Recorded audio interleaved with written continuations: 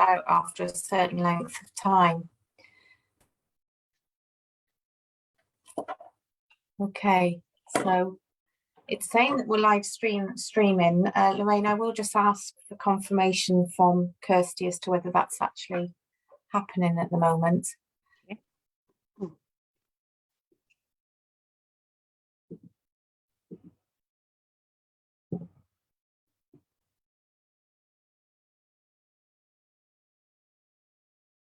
Okay, it would appear that we are. I've opened up my Facebook and it looks like we are live. So hello everyone and welcome to this Facebook live session from Dementia Carers Count. Lorraine and myself are with you today, and this is a session where we really just wanted to provide you with the opportunity to find more about Dementia Carers Count and the services that we provide. Dementia Carers Count offers services which help you to learn and understand lots of different things really. If you're caring for somebody with dementia, strategies that you might find that will help you, but also to connect with other people who are in a similar situation and may be able to give you some anecdotal experiences that might help you, but also to ask questions of some very experienced practitioners. If you do want to ask us any questions about Dementia Carers Count and the services that we provide, do please put them into the chat box and we'll try and get to them, as many of them as we can during this session. And if we don't get to them all, we will come back to you after the session has finished. So I'm Sue Hines, I'm Head of Services at Dementia Carers Count. I'm a speech and language therapist by background, and I joined the charity back in 2017 when we were doing some 3-day courses, and we'll tell you a little bit about that in a minute. But I'll just let Lorraine introduce herself as well. Thanks, Lorraine. Thank you. So good morning, everybody. My name's Lorraine Haining, and I'm a specialist practitioner here at Dementia Carers Count. I've been with them probably all in about 3 years. And my background is in mental health nursing, probably around just over 20 years in dementia field. Okay, Sue, back to you. So okay. I was going to ask you, Sue, if you could tell us a little bit about how Dementia Carers Count all started. Okay, so we're steeped in a huge amount of history, which if anyone wants to go to the website, we can give you that information. But because this is a short session, I think I'll stick, if it's okay, to where we've come to with the services for people with dementia and carers. So I started with the charity in 2017, and all of our services that we have now in 2022 really started from that first right of a 3-day residential course, which was produced to support family carers of people with dementia. And that's very much what we're about now, is supporting the family carers of people with dementia. And the course was a 3-day, 2-night residential course with the idea of providing information, providing some time for people to develop some resilience strategies and ways to cope, but also hugely for a way for carers to connect with each other and spend time together and gain all of the support and develop friendships that could last and support each other going forwards. And so that's what we continue to do, is evolve from that 3-day course. We still have that 3-day course, and hopefully in 2022 we'll be able to bring it back post sort of restrictions being lifted. But we started to do some 1-day courses which drilled down into some finer detail. And then when we went into lockdown, obviously we needed to diversify much more, which was always going to be part of our plan, but we had to bring that forward much quicker. So we started to develop digitally. So some live online teaching sessions, some knowledge building sessions, some support sessions on wellbeing, and again, trying to create an atmosphere where carers could connect together and feel in a safe place to talk about how they're feeling, things they're experiencing, and exploring how to deal with different issues that were coming up. So we went from this 3-day course to developing 1-day courses and then this online offer. And at the end of last year, I think you and I are both very proud that we launched the Virtual Carers Centre as well. So not only was our information online and live, so doing small sessions with groups of people, but that 24/7 information available to people at their fingertips that they could just link into whenever they needed. with lots and lots of different resources. So that's where it all came from in a nutshell, really. Mm. And you said when you introduced yourself, Lorraine, that you joined us in 2019. So you came a little bit after to me to the charity, didn't you? Yeah. Can you tell me a bit about sort of what drew you to join us, really? Yeah, absolutely. I think for me, I always had a keen interest in the needs of carers, really, and how to support them in the NHS. I had a remit around that. So I think because this charity absolutely totally focuses on the carer, other charities provide support but do other things, but you don't. The work that we do here is absolutely, the carer is wrapped around absolutely everything that we do. And it really looks at how the person with dementia can be supported alongside that as well. So I think if we look at the effects it has on the person with dementia and look at ways to support a carer to kind of work around those and find ways to cope, and it helps people to sort of identify their resilience needs, their strengths and their resilience and their needs as well, and I think we help them as a charity try and find ways to build on that resilience as well. I think one of the unique things as well that we have in Dementia Carers Count is that we don't just provide information or knowledge, we also provide coaching. So we help support people from that coaching aspects to get them to think for themselves and come up with their own solutions that really work for them. So for me, that really drew me to the charity, and I think I saw the difference in people when they, as you know, the 3-day course was something I had to attend as part of my induction, and the difference in people when they walked through the door in that first day to the left on the third day was just unbelievable. It had a huge positive impact on them. So that's why I came along. Yeah, and it's great when you talk about it like that, because so many of the carers that have been on some of our sessions have said similar, haven't they? I know. Yeah, absolutely. One carer said it was as if DCC wraps itself around you like a warm bath or something like that, and it really is about putting the carer at the centre, and a service that is asking, how are you? How are you dealing with this?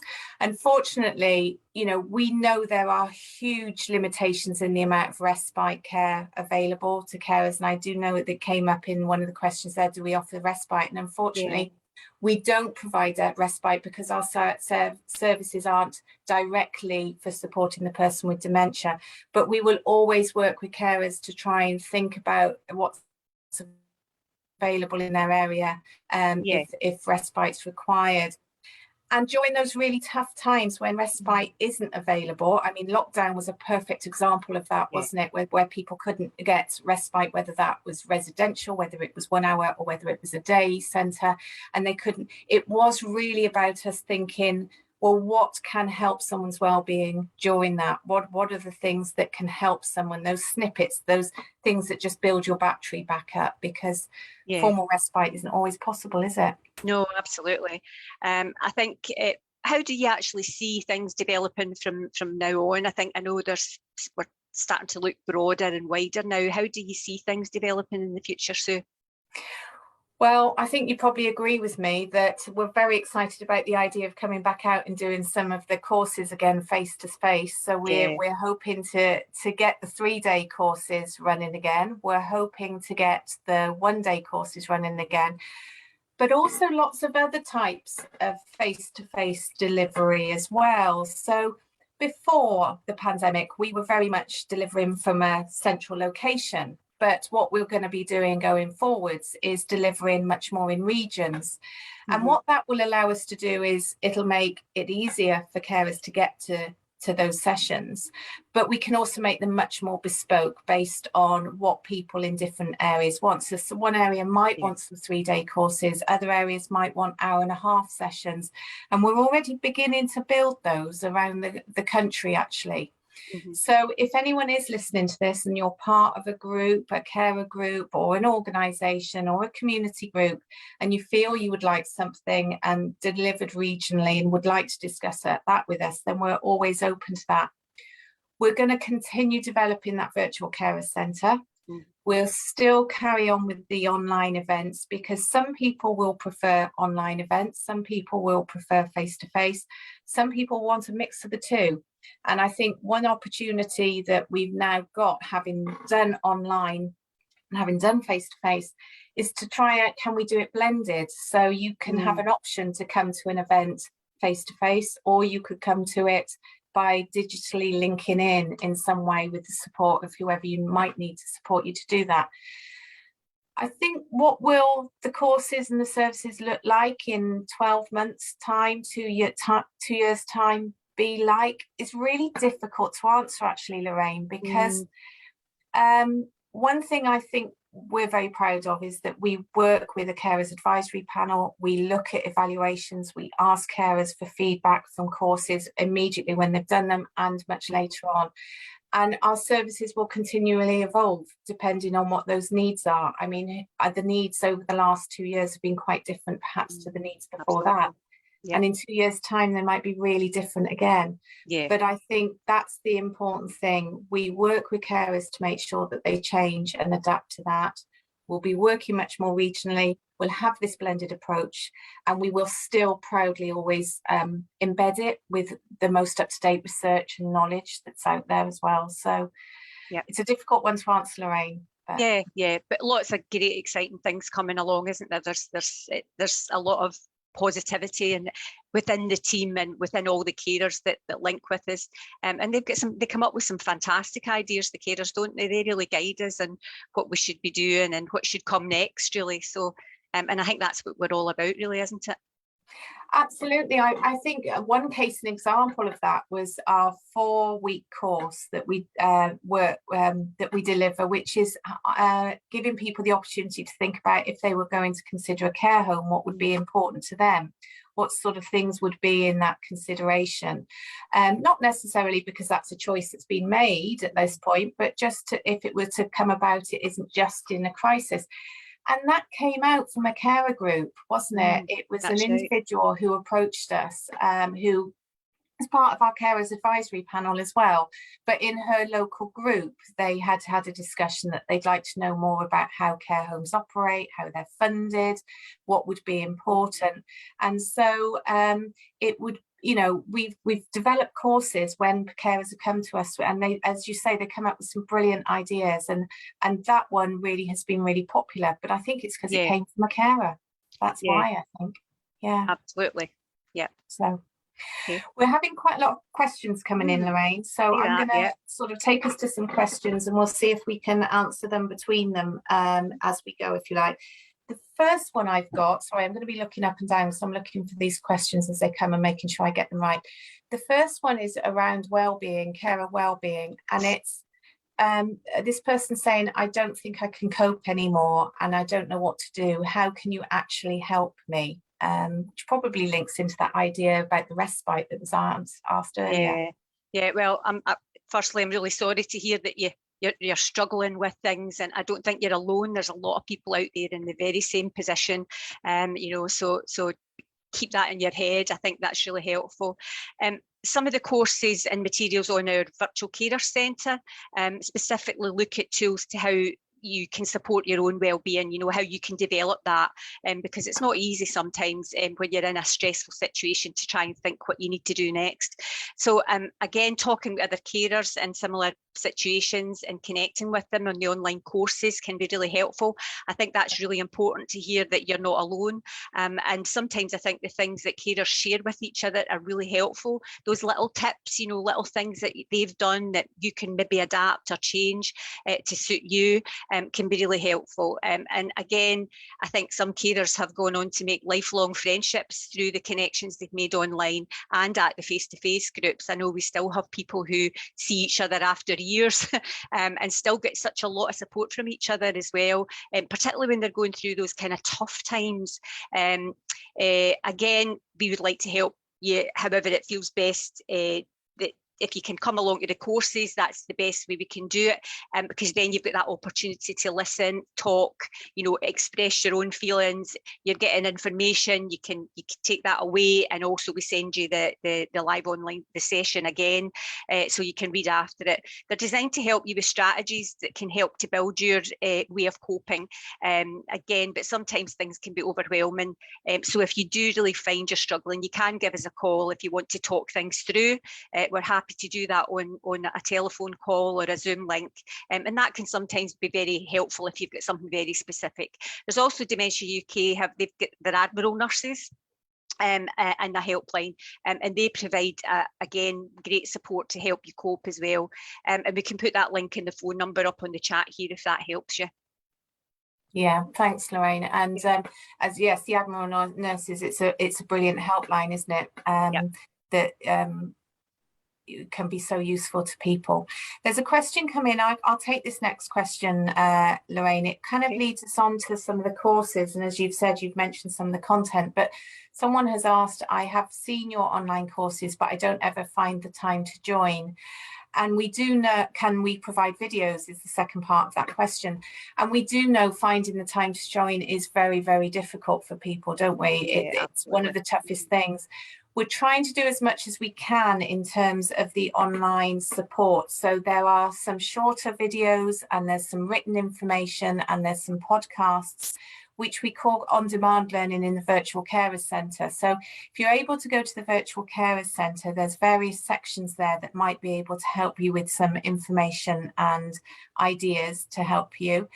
The live online sessions, I think you sort of touched on the idea that we send a video recording of the session after people have been to the session. Yeah. And yes, we do that, but we don't send it out if somebody hasn't come to the session. The sessions are designed around information where we want people to be able to be open about how they feel about it. And some of it can really touch some sort of emotional triggers, really. So we always have two very experienced practitioners on the call to support people when they receive that information, and to be able to sort of help them with that. And we just, because the information that we put in those sessions is very sensitive, we do like to hold people during those sessions and then be able to answer questions. And the other reason for that is sometimes we want to be sure that people interpret the information we give accurately, and that the takeaway isn't wrong. So they are live online sessions which allow us time to do a reflection and to check everything is understood well, to support people, but also because the live online sessions are split almost 50-50 between a presentation and the carer to carer support, because throughout all of our evidence of face-to-face and online, what's come out is as important as the presentation is that carer to carer support, that anecdotal sharing of feelings, emotions, strategies, things that have worked, things that have bombed, and being able to give people that opportunity to do that. And we wouldn't be able to send a recording of that for confidentiality purposes. We can't. So the online sessions are as much about this carer to carer support. So we don't send out the recordings unless somebody's been to that session. So I hope that kind of clears that up. I think the other thing that's just sprung to mind there as well is that on the sessions we can pick up when a carer's getting upset, and you know, we can see that, obviously they might say to us, and we can then actually pick up a support call after that session's finished, just to take them through it and just talk through, just so that we know that they're okay. You know, we don't want to leave anybody holding all that, you know, emotion. So I think that's another really good thing for coming online, I think. Yeah, and what we have done is if we put courses on more than once, and we always try to do it at a different time to the time that it was before, so a different day and a different time, and we've got more and more sessions in the evenings as well, haven't we? So there's one tonight actually on benefits. Yes, you're doing that one tonight, aren't you, with Jane? And if anybody is feeling the times aren't working, then Rachel, who are Carers Liaisons Administrator, she will always take emails from people. She'll let us know, and we'll start to schedule things for perhaps different times that people might find are easier for them. So I'm just going to see what other questions are coming in here. I think we've covered is that so we've done the videos and the handouts. My mum isn't online and wouldn't know how to. Do you have any suggestions? I think we know it's difficult for a lot of people. Not everybody's tech savvy these days, although I have to say it's surprising how many people have become tech savvy since lockdown. They've had to do it, they've not had any sessions. I think, again, maybe doing something jointly, you know, you with your mum if you can, and that help her and show her how to do it. That can sometimes help develop people's confidence, and then they get the hang of it and pick it up themselves. So we sometimes do have two people on the one Zoom call, so, and we don't mind that because it's great if families can link up. The more we share it, the better. Again, or maybe you could attend the session and then you can take the information you get and the recording, and you can go through it with your family as well. Again, we want to be mindful that we're getting back to face-to-face courses, so hopefully they'll be up soon, and it might be something to keep an eye on the website for that are in your local area, or if you're prepared to travel again. Again, we've tried to make joining the sessions as easy as possible once you've registered for the course. We're fine-tuning that all the time to try and make it more simple, but you can actually register your mum if she's not want to do that part, and our carer liaison person, Rachel, would be happy to guide you and her through it. Again, what buttons to click, what days to click, all those kind of things that get a bit complicated when you're on there. And again, we run small groups, and our practitioners will actually rush anyone through throughout the sessions if they're really struggling with anything. So so there's lots of different options, I think, and as I say, for the future we hopefully have some face-to-face things that people like your mum who don't have those technical, you know, skills can come along to as well. Yeah, absolutely. Key is, you know, you can register, then it's one click on a button, but yeah, we can also schedule. Rachel is so amenable. She can schedule a call to that person 5 or 10 minutes before, can't she? And talk it through. And as you say, because we have two practitioners in the session, the second one, you know, she always can give plenty of time to somebody who's struggling in a session, if they want to turn the video off, if they want to turn the video on. And some people don't want the video on. It's just another point about the online sessions, isn't it? You don't have to have if you're not comfortable with Zoom, but you want to be present and you want to involve in the conversation, you can do, but you don't have to keep your camera on. No, that's right. A lot of people don't have a camera on, you know, and we actually ask people to mute themselves during the presentation. So, you know, it's really as much as you want to get involved in, or you can step back a little bit and just be part of it, but be anonymous if you like. Okay, thank you. So got a couple more questions that I'm going to take, and then I think we're going to be heading towards the end, but we will pick up any of the others. So the two that have stood out is there is one question that says there are so many charities dealing with dementia, which there are, aren't there? And why don't we all join together? I think that's happening more and more now. I think what's great about having so many different charities is we all have different specialisms, but very much more partnership work, aren't there, between all of us? And we've certainly got collaborations coming on. So I think it's a good point, but I think it is something we're going to see more in the future. Yeah.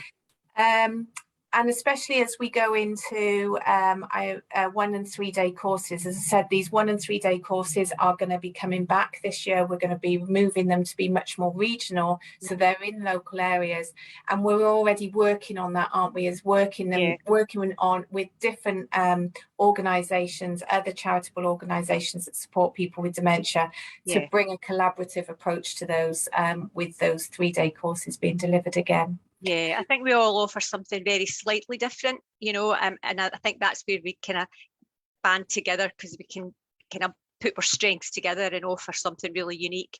And I think the good example we had this morning, we met with Birmingham Forward Carers, didn't we? And we're planning events with them. So that's a good example of just one of the things that's going on. And we're kind of having these discussions all over the country as well, which is brilliant, you know. Yeah. Yeah, absolutely.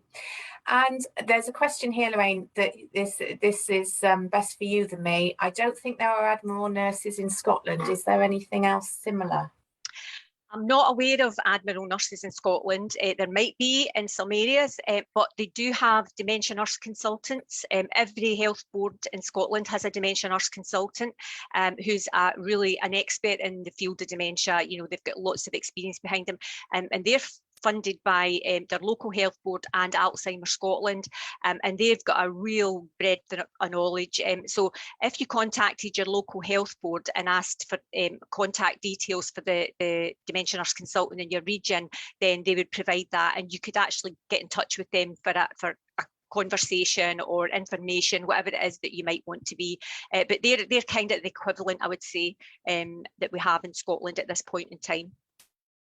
Okay, so I knew you'd be able to answer that really precisely. So it has given me time for one other question, which there were a bit of a conversation going on. Somebody said that the person that they're supporting has had their assessment by phone, and that doesn't seem to be, have given him a really fair assessment. I think he's hard of hearing perhaps, and also is that right for an assessment?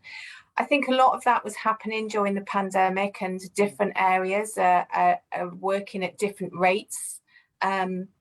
Coming back out of that sort of situation. But the one thing I think is important to remember is if you're not happy with the assessment, then do talk to the organisations that you're involved in, and give us an email as well, because we might, if there's something that you're not sure about, what you want to ask about, what happened in that assessment that you're not happy about, we might be able to guide you, and we might be able to help you in thinking about what is it that you do need from an assessment that you think was missing, and give you some of the questions that might help you, and the support to do so. We can't do it on your behalf, but we might be able to give you the things to think about for it. I know Katie, one of our practitioners, is really keen on getting the assessments right, isn't it? Well, we all are, but she's got lots of ideas, lots of creative ideas, and lots of thoughts, and will help you to think about focusing on what you need to know and what was missing from that assessment, maybe. Yeah, absolutely. I think it's important. If you don't feel it's the right format for the assessment, I think then you can challenge that and just say, look, you know, my dad's got dementia, you know, over the phone it isn't going to work for him. You might have to wait a little bit longer perhaps, but you know, I think most services now are starting to get back to face, you know, and particularly if it's needed, you know, there's no point in doing an assessment if it's not meeting the needs of the person. So I think it's important to challenge it if you feel that it's not the right way to do it. Definitely. I'm just going to round that off, and then we are going to need to sort of think about finishing, but that goes for a carer's assessment as well, doesn't it? Yeah, absolutely. Exactly the same, that if you don't feel the carer's assessment has been thorough enough, then you can appeal it, and you can ask for more information or more detail, or some other format of the assessment, because there's all sorts of reasons people can't engage with a phone assessment, aren't there? Oh yeah, definitely. Lots of different disabilities. It's not just dementia. You know, other things. We know that people with dementia don't just have dementia. They often have they're hard of hearing. They might have sight problems. There's lots of other issues. So yeah, and I do think if it's not right, just, you know, say it and challenge, you know, why you can't get a face-to-face assessment. And some carers are younger as well. Some are, say, maybe, I mean, someone here said they're 22, and it just might not feel that the carer support, including ours, is right for them. And so really understanding what's right for different people in their circumstances is so important, isn't it? Whether it's through the person with dementia's assessment, whether it's the assessment of the carer. But that goes for our services as well, and we will be looking in 2022. That's the other thing, is looking to work with some of these other charitable organisations about supporting young carers. People who are 22 can come on our courses, on our live online sessions, on our face-to-face, but we and often we do have other people of similar age groups, don't we? Very mixed. We do have mixed groups, so there are people on our face-to-face and our online groups from all age groups, so do feel that you can come along to those. But we will also be working with a number of organisations to build some ideas for younger carers in different age groups, because of course younger carers come into all different sorts of age groups and will have different needs, and it's another bit of exciting work that we'll be working through this year. So if you want to, the person who's mentioned this, if they feel that our services aren't suitable for them at the age of 22. If you've got some ideas, do get in touch. Email us in our support email address, which we'll put up at the end along with our phone number. And we would love to hear your ideas about perhaps what it is you feel is missing in our services that we might be able to develop. It goes back to, you asked me earlier, Lorraine, you know, how do I see it developing, or how do we see the services developing? And who knows what it will be like in 2 years' time, because we really want to work with people and learn what people need as time evolves. Absolutely. I think we're just about out of time, so I don't know if there's any final thought you want to give, Lorraine, or I think, you know, don't be discouraged, you know, if it, just try your best to link with us, you know, if you, there's no stupid question for it, is there? So, you know, just ask the question. We're happy to be back in touch with you and discuss anything with you, and to discuss issues of support. So yeah, get in touch. Brilliant. And I hope it's been of help to everyone. We do a few of these Facebook Live online sessions. We've also got new courses coming onto our site all of the time. So please go to the website, have a look what we've got.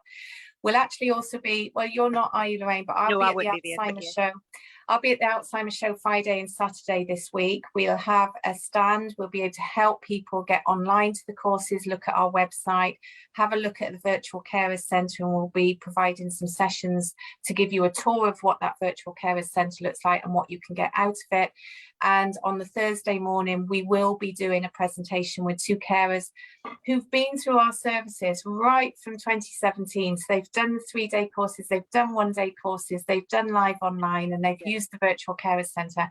And they just tell a beautiful story about how they connected as friends from different ends of the country, and what immense support that carer to carer time gives their own well-being and their resilience. So if you are at the Alzheimer's show, then do come and see us. But we will also put the information from that story up on our website after the event as well.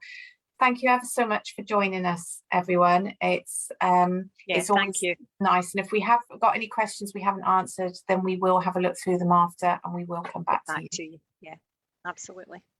Thank you. Have a good day.